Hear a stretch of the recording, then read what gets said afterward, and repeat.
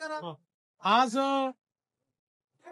सर्वांकरताच अतिशय आनंदाचा दिवस आहे की आपल्या महाराष्ट्राची बुद्धिबळपटू दिव्या देशमुख हिने भारताचं नाव जागतिक स्तरावर नेलेलं आहे आणि जागतिक बुद्धिबळ स्पर्धेमध्ये ही स्पर्धा तिने जिंकलेली आहे.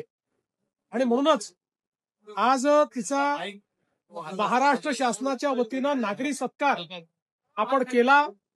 3 कोटी रुपये महाराष्ट्र शासनाने तिला ही स्पर्धा जिंकल्याबद्दल पुरस्कार दिलेला आहे.